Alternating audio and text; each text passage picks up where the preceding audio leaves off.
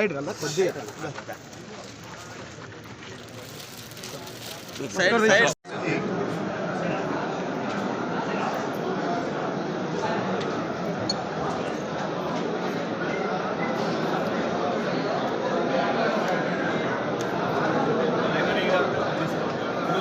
Online transaction 6 mandals unit office Dharmavaram అని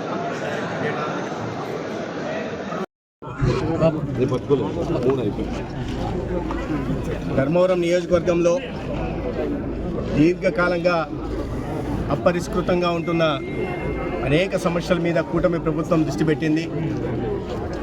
అది గ్రామాలకి రహదారి సౌకర్యం కలిగించడం కావచ్చు, అంతర్గత రోడ్ల నిర్మాణం కావచ్చు, లేదా పంచాయతీలకి ఆర్థిక సంఘం నిధులు కావచ్చు, లేదా గ్రామీణ ఉపాధి పథకం కింద పనులు కావచ్చు, లేదా ఆసుపత్రి మెరుగుదల కోసం ప్రయత్నాలు కావచ్చు, లేదా గుంతలతో ఉన్న రోడ్లని ఆ గుంతలు పూడ్చే కార్యక్రమం కావచ్చు, అనేక రకాల కార్యక్రమాలు తీసుకొస్తూ ఇవాళ ధర్మవరం ప్రజల సమస్యలు తీర్చే ప్రయత్నం కూటమి ప్రభుత్వం చేస్తూ ఉంది.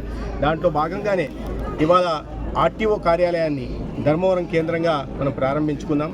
గతంలో ధర్మవరం పట్టణం కానీ, ధర్మవరం రూరల్ నియోజకవర్గం, తాడిమర్రి, అదేవిధంగా బత్తలపల్లి సంబంధించిన వాళ్ళు, అదేవిధంగా రాప్తాడుకు సంబంధించిన రామగిరి, తెలంగాణపల్లి లేదా చెన్నకొత్తపల్లి ఈ మండలాలకు సంబంధించిన ప్రజలు వాళ్ళు ఏదైనా లైసెన్స్ తీసుకోవాలన్నా, లర్నర్స్ లైసెన్స్ తీసుకోవాలన్నా, డ్రైవింగ్ లైసెన్స్ తీసుకోవాలన్నా, లేదా వాళ్ళ బండిని రిజిస్ట్రేషన్ చేసుకోవాలన్నా, లేదా ఒక ఫిట్నెస్ సర్టిఫికేట్ తీసుకోవాలన్నా, లేదా ఇతర ఏదైనా ఇటువంటి ఆర్టీఓ కార్యాలయానికి సంబంధించి పనులు చేసుకోవాలంటే కదిరికో లేదా హిందూపూర్ పోవాల్సిన పరిస్థితి వచ్చేది. 60 నుంచి 90 కిలోమీటర్లు, 100 కిలోమీటర్లు వెళ్లాల్సిన పరిస్థితి వచ్చేది.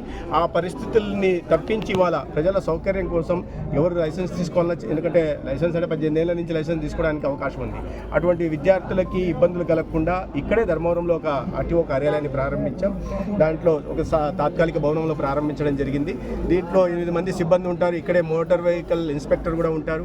వీళ్ళకి ప్రజలకు కావాల్సిన రవాణాకు సంబంధించి డ్రైవింగ్ లైసెన్స్ కానీ, ఇతర రిజిస్ట్రేషన్లు కానీ, వీటికి సంబంధించిన అన్ని సేవలను కూడా ఇక్కడే పొందడానికి అవకాశం ఉంది. అంత దూరం వెళ్లాల్సిన పని లేదు. ఇప్పుడు ధర్మవరం పట్టణంలోనే ఈ సేవలన్నీ ఈ గ్రామాలకు, ఈ మండలాలకు, 6 మండలాలకు సంబంధించిన వాళ్ళు పొందవచ్చు. అయితే తాత్కాలిక భవనంలో ఇవాళ ప్రారంభించాం. రాబోయే రోజుల్లో ప్రభుత్వాన్ని చెప్పడం జరిగింది. ఆర్డీఓ గారిని కూడా ఇప్పుడే కోరడం జరిగింది. దానికి కావాల్సిన స్థలాన్ని కూడా చూడాల్సిందిగా. ఎందుకంటే రాబోయే రోజుల్లో ఒక శాశ్వత భవనంతో పాటు ఒక ట్రాక్ కూడా, ఎందుకంటే లైసెన్స్ ఇవ్వాలంటే ట్రాక్ కూడా అవసరం ఉంటుంది. ఆ ట్రాక్ నిర్మాణం చేయడానికి కూడా ఆ పరిస్థితుల్ని చూడాల్సిందిగా, దానికి కావాల్సిన స్థలాన్ని గుర్తించి కేటాయించాల్సింది కూడా చేయడం జరిగింది. రాబోయే రోజుల్లో అది తొందరలోనే ఇక్కడ శాశ్వత భవనాన్ని కూడా నిర్మించి ప్రజలకి వాహన దీనికి సంబంధించిన సేవల్ని అందించే ప్రయత్నం చేస్తారు. సార్, రెవెన్యూ సదస్సు వల్ల ప్రజలకు ఎక్కడే పరిష్కారాలు జరుగుతున్నాయి? లేకపోతే ఖచ్చితంగా జరుగుతున్నాయి. కొన్ని ఇవాళ రెవెన్యూ సదస్సుల ద్వారా ప్రజలు చాలా సంతోషంగా ఉన్నారు. ఎందుకంటే 5 సంవత్సరాల పాటు తీవ్ర ఇబ్బందులకు గురయ్యారు. వాళ్ళ భూమి వాళ్ళది ఉందా తెలియదు, ఆ భూమి మీద హక్కు వాళ్ళకు ఉందా లేదు తెలియదు. కొత్తగా రీసర్వే పేరుతో వాళ్ళ భూమిని ఎవరైనా రక్షించే పేరు చెప్పి భక్షించారు. ఇవన్నీ చూసి ప్రజలు చాలా ఇబ్బందుల్లో ఉన్నారు. అందుకని వాళ్ళు ఎక్కడైనా గ్రీవెన్సెస్ పెడుతుంటే 70% దాకా రెవెన్యూకి సంబంధించిన సమస్యలే వస్తున్నాయి. ప్రజలు